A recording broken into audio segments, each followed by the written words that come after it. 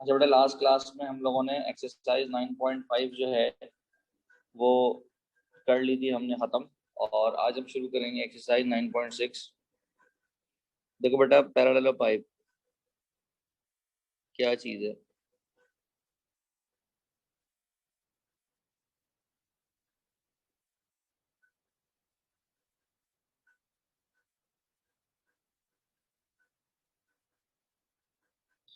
पैरेललोपाइप क्या चीज़ है बेटा? कि अगर एक सरफेस पैरेललोग्राम है जिसमें ये ए वेक्टर है और ये बी वेक्टर है, अगर मैं इसके पाए लगा के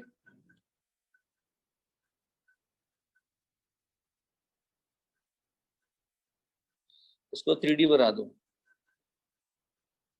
और इसकी हाइट हो सी, जो कि इसके सरफेस के परपेंडिकुलर है, तो जनाब ये बन जाएगा पैरेललोपाइप। अच्छा जी, तो बेसिकली हो क्या रहा है कि पैरेललोग्राम को अगर हम 3D कर दें तो वो पैरेललोपाइप बन जाता है। अगर हमें इसका वॉल्यूम निकालना हो तो वॉल्यूम का बेसिक फॉर्मूला होता है बेटा हाइट इनटू बेस एरिया। ये किसी भी वॉल्यूम का बेसिक फॉर्मूला होता है, हाइट इनटू बेस एरिया। अच्छा भाई, हाइट हमारे पास कितनी है बेटा? हाइट हमारे पास बराबर है सी के। बेस एरिया है बेसिकली पैरेललोग्राम का एरिया, और पैरेललोग्राम का एरिया आता है बेटा ए क्रॉस बी करके।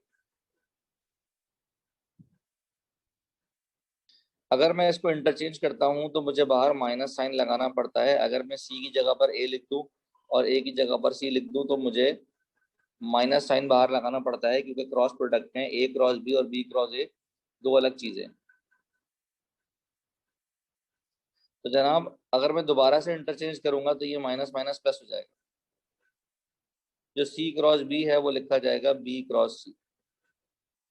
तो इसका मतलब है कि अगर मुझे इसका वॉल्यूम निकालना है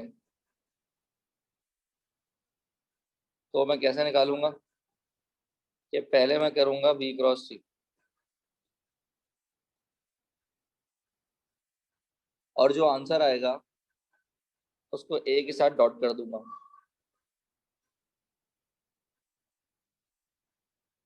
क्या ये बात समझ आ रही? तो इसको सॉल्व करने का एक और तरीका भी है कि बजाय आप इतना लंबा सॉल्व करें तो आप क्या करते हैं, इसको सॉल्व करते हैं A1 A2 A3 मतलब पहला वेक्टर, B1 B2 B3 मतलब दूसरा वेक्टर, और C1 C2 C3 मतलब तीसरा वेक्टर। इसका डिटर्मिनेंट सॉल्व कर लें, आंसर आ जाता है। या इसको हम इस तरीके से सॉल्व करें कि भाई A1 A2 A3 हम ट्रांसपोज कर लें, तब भी जवाब पे कोई फर्क नहीं पड़ेगा, क्योंकि डिटर्मिनेंट ही निकालना है हमें।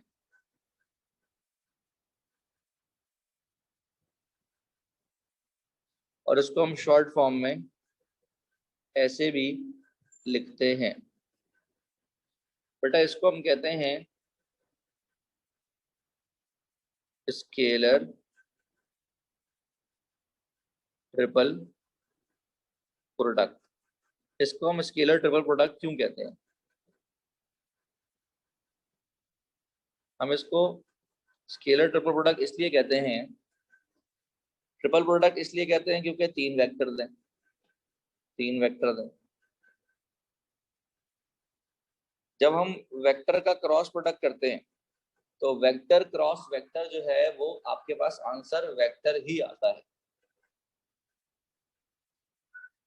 तो जब वेक्टर को हम डॉट करते हैं वेक्टर से तो आंसर स्केलर आता है। तो इसीलिए फाइनल आंसर हमारे पास क्योंकि स्केलर आता है, तो इसीलिए हम इसको स्केलर ट्रिपल प्रोडक्ट कहते हैं।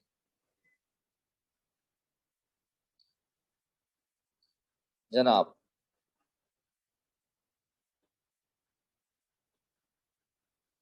अगर वेक्टर कोप्लेनर हो, कोप्लेनर से मुराद है कि एक ही प्लेन पर हो। अगर वेक्टर्स एक ही प्लेन पर होंगे तो इसका मतलब है कि जो उसका वॉल्यूम है वो जीरो के बराबर होगा। कोप्लेनर का वेक्टर्स में मैंने आपको बताया कि डिटरमिनेंट वॉल्यूम जो है वो 0 के बराबर होगा। अच्छा जी, अगर फॉर सपोज हम सॉल्व करना चाहें आई जे के को, तो इसको बेटा हम लिखेंगे आई डॉट जे क्रॉस के। बेटा जे क्रॉस के बराबर था आई के, और आई डॉट आई बराबर था 1 के।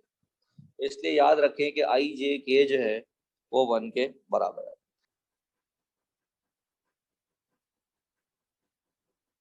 जनाब क्वेश्चन नंबर हम सॉल्व कर रहे हैं पहले 3।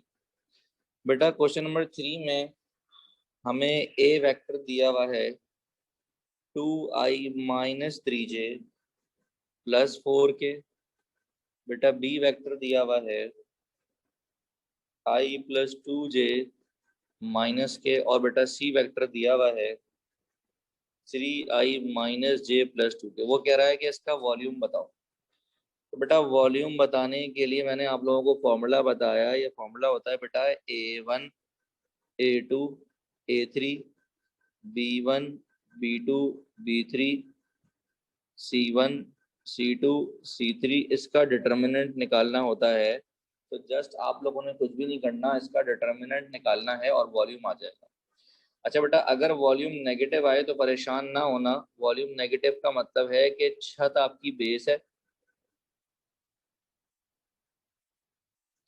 और आपकी जो टांगे हैं, मतलब जो हाइट है, वो नीचे की तरफ दी हुई है। तो इसीलिए जो आपका जो आंसर है वो नेगेटिव आ रहा होगा। परेशान मत होना कि वॉल्यूम नेगेटिव कैसे आ रहा है, वो डायरेक्शन की वजह से नेगेटिव आ रहा है। तो अगरचे मैं इसको ऊपर की तरफ बनाऊंगा तो वॉल्यूम मेरा पॉजिटिव आएगा। अगर मैं इसको ऊपर की तरफ बनाऊंगा तो मेरा जो वॉल्यूम है वो पॉजिटिव आएगा। अगर सी ऊपर की तरफ होगा तो वॉल्यूम पॉजिटिव आएगा, अगर सी नीचे की तरफ होगा तो वॉल्यूम नेगेटिव आएगा। बात समझ आ रही है? तो अभी इस पार्ट का जो आंसर है वो नेगेटिव आएगा, तो इसका मतलब है कि जो हमारे पास आंसर नेगेटिव क्यों आ रहा है, क्योंकि जो हाइट है वो नीचे की तरफ दी हुई होगी। मतलब बेस जो है वो जमीन नहीं दी हुई बल्कि छत दी हुई है। तो जल्दी से इसका डिटर्मिनेंट निकालें। डिटर्मिनेंट हमारे तमाम बच्चों को निकालना आता है।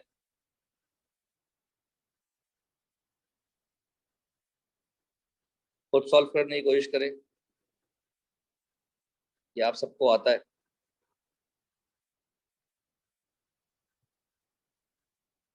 इसके आगे खुद करेंगे बेटा। अच्छा जी, अब हम डिस्कस कर रहे हैं क्वेश्चन नंबर 5। और क्वेश्चन नंबर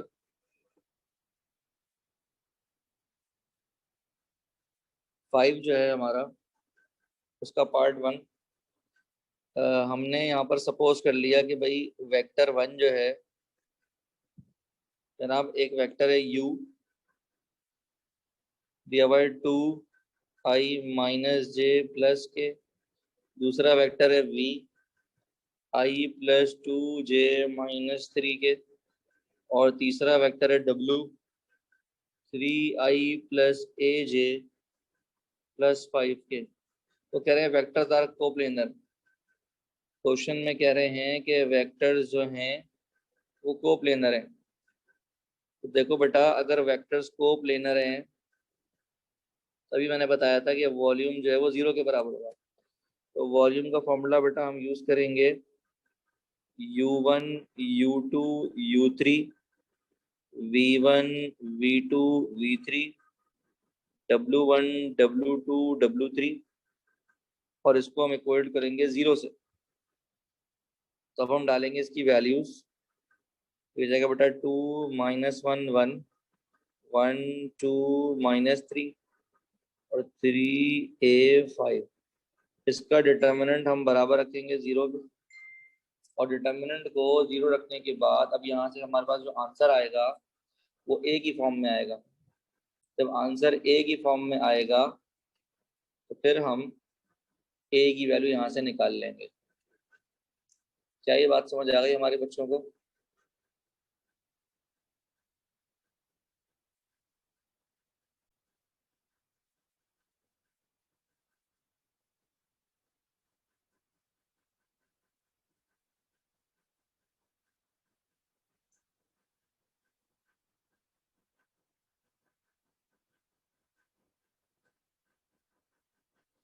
देखो बेटा, मैंने यहाँ पर ये बताया कि हमें 3 वेक्टर्स दिए हुए हैं और हमसे कहा गया है कि तीनों वेक्टर्स जो हैं वो कोप्लेनर हैं।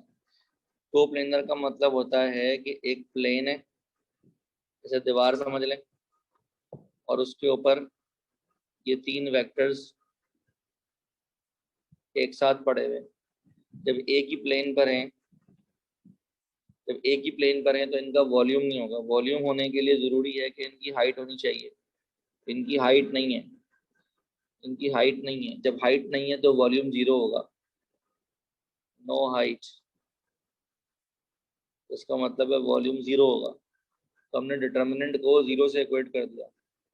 अब यहाँ से हम डिटर्मिनेंट निकालेंगे जो कि ए की फॉर्म में आएगा।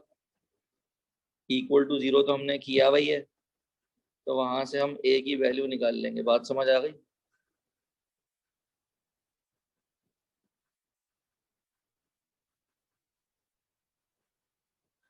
अब यहाँ से डिटर्मिनेंट सिंप्लीफाई कर लें, ए आ जाएगा आपके पास। क्लियर है बेटा?